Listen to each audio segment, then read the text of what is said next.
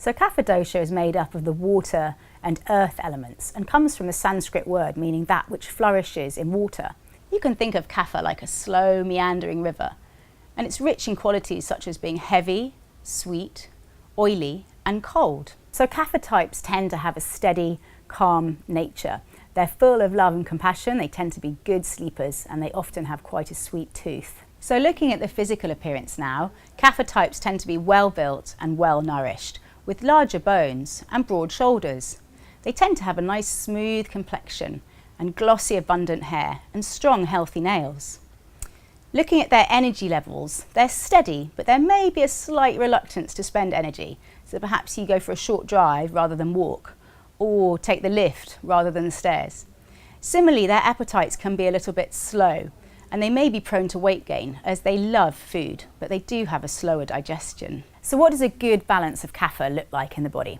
With their calm, steady nature, these people make great team players. They might even be described as quiet achievers at work or school.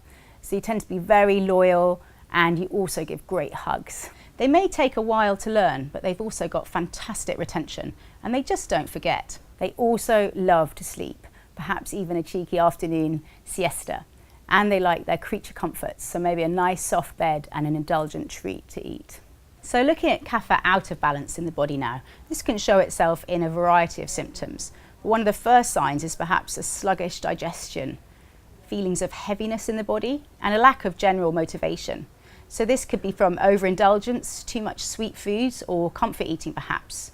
So Kapha dosha can also get unbalanced by cold and damp weather, and people can suffer from mucus, congestion, sinus issues, coughs and colds. They also can get a little bit possessive, perhaps holding on to things they don't need anymore, or even holding on to people as well. And they can also suffer from things like weight gain, fluid retention and swelling in the body. So how can we keep Kapha dosha happy and healthy? Ayurveda considers the right food and good digestion to be at the heart of good health. So we can balance out Kapha dosha by tailoring the diet to suit us best. So looking at Kapha's qualities of being cold, damp, heavy and sweet, we can look to reduce foods rich in these qualities such as wheat, dairy, such as cheese and ice cream, and also raw food and ice cold drinks. Instead, we can favour a more lighter drying diet, rich in vegetables and warming spices like garlic and ginger. It's quite important to minimise any ice cold drinks, especially if they've got dairy in them. Instead, you can favour warm herbal teas, and green tea is particularly useful for this dosha to help energise. So looking at herbs to balance out Kapha dosha, warming and drying herbs can be really useful. Things like black pepper, cumin, cinnamon and turmeric can all really help here. Pukka's revitalised tea was blended with this dosha in mind and has herbs in it to help clear mucus and gently stimulate digestion. The herb ginseng can also be really helpful for Kapha types to help give a mental and physical boost and build core energy levels. So it's important for people of Kapha dosha to really listen out for true hunger and not have breakfast until they're really hungry.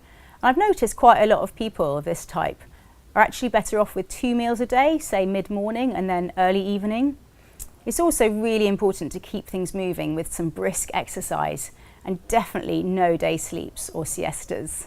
So winter and late spring can be really cold and damp, and this is a time of year when Kapha can get easily unbalanced. So the warming spices like black pepper and ginger can be really helpful to counter this, and also using the dry heat of saunas. Looking at Kapha's tendency to want to hold on, spring can be a really good time to get rid of things you don't need, so have a good spring clean.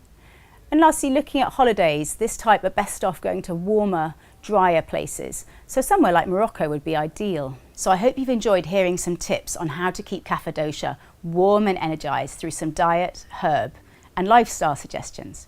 If I was to sum up 3 bits of advice for this dosha, it would be to keep shaking things up, to practice letting go, and to connect with the warming element of fire.